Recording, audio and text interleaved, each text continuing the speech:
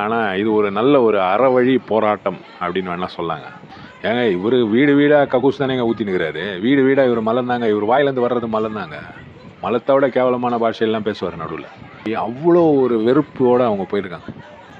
ஆனா, அவங்க வெறுப்புக்கு ஒரு கண்ட்ரோல் இருந்தது. அங்க தான் நான் அவங்கள அப்ரிஷியேட் பண்றேன். எந்த விஷயத்தையும் அடிச்சு உடைக்கவோ எதுவும் பண்ணல. அந்த இவருடைய அம்மா, அந்த அம்மா வந்து புடிச்சு தள்ளவோ, புடிச்சு அவங்க கீழ விழவோ, அவங்களுக்கு ஏதாவது அடிபடவோ எதுவும் கிடையாது.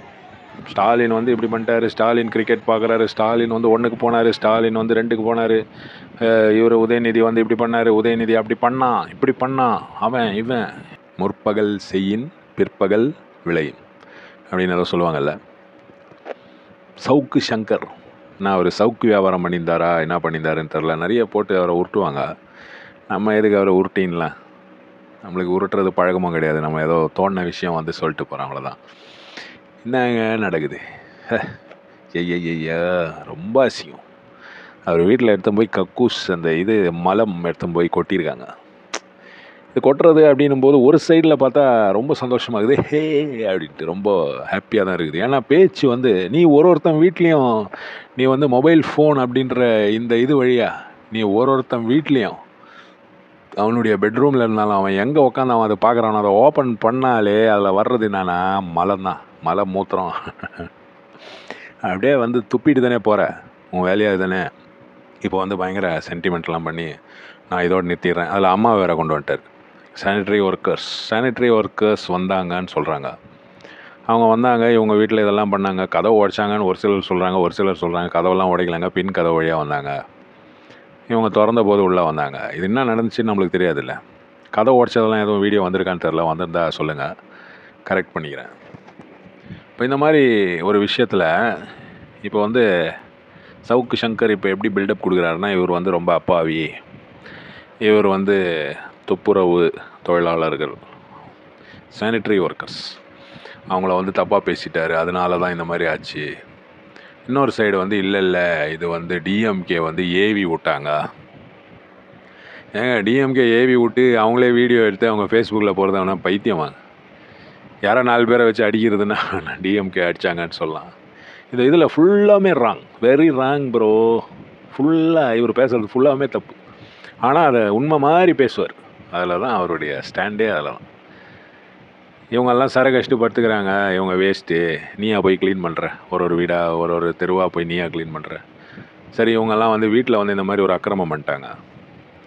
வீட்டுக்கு வந்தாங்க, இவர் ஏதோ ஓடி போனார், அந்த மாதிரி ஏதோ சொல்கிறாங்க. அது என்ன நடந்தது தெரில. ஆனால் இது ஒரு நல்ல ஒரு அறவழி போராட்டம் அப்படின்னு வேணால் சொல்லாங்க. வீட்டுக்கு வந்து அவங்க யாரையும் ஒன்றும் பண்ணல, அந்த வயசான அம்மாவை தள்ளி விடவோ எதுவும் பண்ணல. இவர் என்ன சொல்கிறாருன்னா, எல்லாம் குடிச்சிட்டு தான் வந்தாங்க, ஆண் பெண் எல்லாம் ஃபுல்லாக சரக்கு போட்டுட்டு தான் வந்தாங்க அப்படின்ற மாதிரி இவர் சொல்கிறார். ஃபுல்லாக சரக்கு போட்டுட்டு வந்திருந்தா அந்த வயசான அம்மாவை ஒரு தள்ளி விடுறதோ, டேபிள் தூக்கி போட்டு உடைக்கிறதோ அவங்க எதுவுமே பண்ணலையே. எடுத்துன்னு வந்து இதை கொட்டிட்டு உன் ஃபோட்டோவை வச்சு காரி துப்பின்னு அசிங்கமாக நல்ல வார்த்தைங்களாக பேசி அந்த செருப்பால் அடிக்கிற மாதிரி அந்த ஃபோட்டோவை வச்சு இதெல்லாம் பண்ணிவிட்டு அவங்க பாட்டுக்கு போயிட்டாங்க. அவ்வளோதான். அதுக்குள்ளே போலீஸ் வந்துட்டாங்க, போலீஸ் வந்து தான் விரட்டினாங்க அப்படி இப்படின்றாங்க, என்ன கதைன்னு தெரியல. ஆனாலும் இது வந்து ஒரு சைடில் பார்த்தா எனக்கு வந்து ரொம்ப சந்தோஷமாக தான் இருக்குது. ஏன்னா ஒரு வீட்லேயும் வந்து நீ வந்து காரி துப்புற மாதிரி இல்லை கக்கூஸ் எடுத்துன்னு வந்து ஊற்றுற மாதிரி தான்ப்பா நீ பேசுகிற. அவ்வளோ கேவலமாக போலீஸில் இருக்கவங்கள பற்றி அவ்வளோ கேவலமாக பேசுகிறது. காலையில் ஏஞ்சிச்சா காலையிலேருந்து ராத்திரி வரைக்கும் ஸ்டாலின் வந்து இப்படி பண்ணிட்டாரு, ஸ்டாலின் கிரிக்கெட் பார்க்குறாரு, ஸ்டாலின் வந்து 1க்கு போனார், ஸ்டாலின் வந்து 2க்கு போனார், இவர் உதயநிதி வந்து இப்படி பண்ணார், உதயநிதி அப்படி பண்ணான், இப்படி பண்ணான், அவன் இவன் இவனை பற்றி தெரியுமா. அப்படி இவர் என்னமோ கலைஞர் கூடவே பழகின மாதிரி. திமுகவில் இருக்கிற அந்த ஒரு மினிஸ்டர் இருக்கார் பாருங்கள், கலைஞர் கூடவே இருந்தவர், அவரு கூட இப்படி பேச மாட்டார். இது நிறை குடம் தழும்பாது அப்படின்றது வந்து எனக்கு இதெல்லாம் பார்க்கும்போது தான், ஏன்டா இப்படியாடா போய் சொல்லுவ வந்து. அப்படியே இவர் வந்து கலைஞர், அவர் வந்து இந்த இது படிப்பார், காலையிலேயே வந்து அவர் இந்த இது பேப்பர் படிப்பார், படிச்சுட்டு அவர் என்ன பண்ணுவார்னா அவர் வந்து அங்கே ஃபோன் பண்ணுவார், ஒன்றை துக்ளக்கு அவர் ஆஃபீஸுக்கு ஃபோன் பண்ணுவார், அப்படி பண்ணுவார். ஏன்டா இது உண்மையிலேயே நீ கலைஞரை பார்த்துருக்கியா, இல்லை அவர் கூட பேசியிருக்கியா? சரி, ஒரு தடவை 2 தடவை பார்த்தா பேசினேன், ஓகே. இந்த விஷயம்லாம் எப்படி ஏன் இந்த கோத்து விட்ற? சின்ன வயசில் என் கூட படித்த ஒரு பையன் வந்து அவங்க அப்பா வந்து ஆர்மியில் இருந்தார் அப்படின்ட்டு ஒரு கதை சொல்லுவான். ஒரு தடவை என்னாச்சா, 100-150 பேர் ஆப்போசிட் சைடில் பாகிஸ்தான் ஆளுங்க நிற்கிறாங்களாம். அப்போ இவங்க அப்பா வந்து நிறைய பேர் இறந்துட்டாங்களாம், நிறைய ஆர்மி ஆஃபீஸர்ஸ்லாம் செத்துட்டாங்க. இப்போ வந்து இவங்க அப்பா மட்டும்தான் இருக்கார். ஆனால் அவங்களுடைய மிஷின் கன்லாம் இருக்குது. இவர் என்ன பண்ணாராம், ஒரு கயிறு எடுத்து எல்லா மிஷின் கன்னுடைய ட்ரிகர் அந்த இது உள்ள விட்டுட்டு அப்படி விட்டுட்டு பிடிச்சி ஒரே இழுத்தாராம். கட கட கட கட கட கட கட கட கட அப்படின்ட்டு எல்லா மிஷின் கன்லேருந்து ஃபயர் ஆகி அவனுங்கெல்லாம் செத்துட்டாங்க. இப்படி ஒரு கதை சொல்லுவான். அந்த மாதிரி கதை. ஐயோயோயோ கடவுளே, இப்படியா ஒரு மனுஷன்? அதாவது என்ன வேணால் பேசலாம் அப்படின்றதுக்கு சரியான ஒரு செருப்படி இல்லை, பியாலடி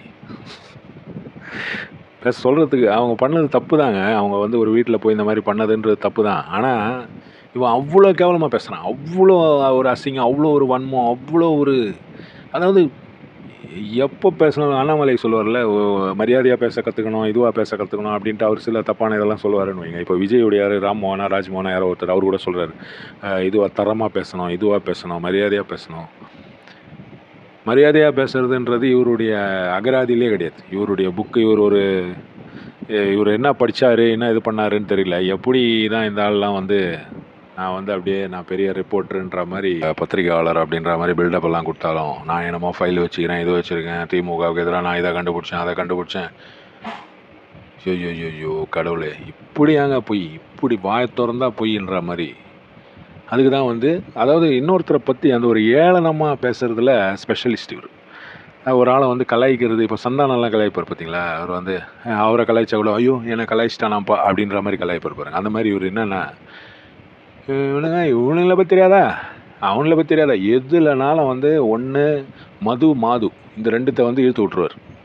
இந்த ரெண்டுத்தை இழுத்து விட்டோன்னே என்ன ஆகும்னா, மக்கள் இதை பார்க்குறவங்க வந்து ஓரளவு அப்படி, அவர் சொன்னார்ப்பா உண்மைதான், ஆனால் இவ்வளோ இந்த கஞ்சா அது இது மேட்ரு, இந்த கேஸு இதெல்லாம் வந்து ஒரு வழி ஆகிட்டாருன்னு வைங்க.